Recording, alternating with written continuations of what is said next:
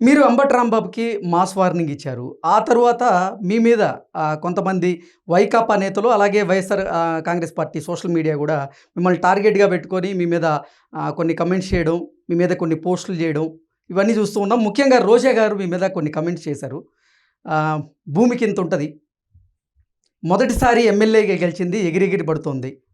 పాప, పాప అంటూ పాప పాలిటిక్స్‌కి కొత్త అంటూ ఆ పదం అంటే కొంచెం వ్యంగ్యంగా ఆ పదాన్ని మాట్లాడడం జరిగింది. ఏంటి అవన్నీ చూస్తుంటే అసలు ఏమనిపించింది మీకు? అది ఆవిడ పరిణితికి సంబంధించిన విషయం. హ్మ్. ఆమె లాంగ్వేజ్‌కి, బాడీ లాంగ్వేజ్‌కి సంబంధించిన విషయం. హ్మ్.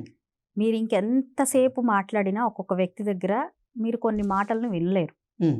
అంటే నోరు జారి మాట్లాడే మాటలు గానివ్వండి, ఇంకొన్ని మాటలను వినలేరు. మీరు ఎంతసేపు మాట్లాడినా, ఎంతసేపు రెచ్చగొట్టినా. హ్మ్.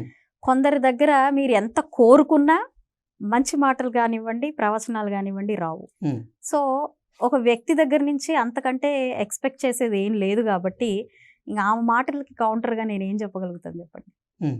అంటే తన లెవెల్ ఆఫ్ థింకింగ్ గానివ్వండి, తన పరిభాష గానివ్వండి, హ్మ్. అది అలాగే ఉంటుంది గాబట్టి అంటే రాజకీయపరమైనటువంటి విమర్శలు చేస్తే అభ్యంతరం లేదు. కానీ మీ ఎత్తు గురించి లేకపోతే మీరు మొదటిసారి ఎమ్మెల్యే అయిన దాని గురించి ప్రస్తావిస్తూ ఆవిడ వ్యంగ్యంగా అటువంటి వ్యాఖ్యలు చేశారు. మరి బాధ అనిపియలేదా మీకు? అదేనండి నేను జెప్పేది. ఇప్పుడు దాకా ఆవిడ లాంగ్వేజ్ మొత్తం గూడా హ్మ్.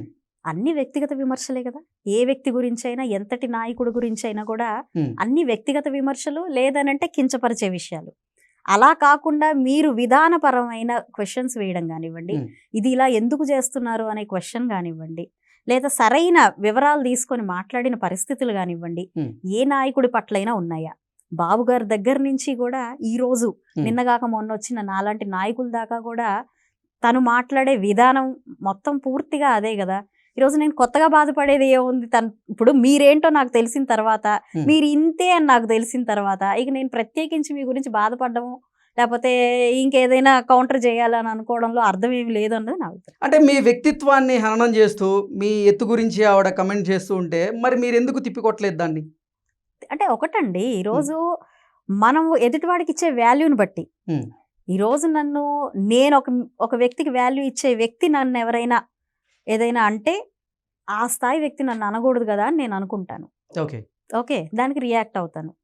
అలా కాకుండా ఈరోజు చంద్రబాబు నాయుడు గారి స్థాయి వ్యక్తిని అతను అలా అనకూడదు కాబట్టి రియాక్ట్ అయ్యాను కదా! హ్మ్. సేమ్ అలాగే ఈరోజు ఒక వ్యక్తికి ఆవిడ ఆవిడ రియాక్ట్ అయిన దానికి నేను సమాధానం చెప్పాలన్నా గూడా, హ్మ్. నేను ఆ స్థాయికి వెళ్ళిపోవాలి. ఖచ్చితంగా నాది ఆ స్థాయి గాదు. ఓకే. కాబట్టి నేను ఆన్సర్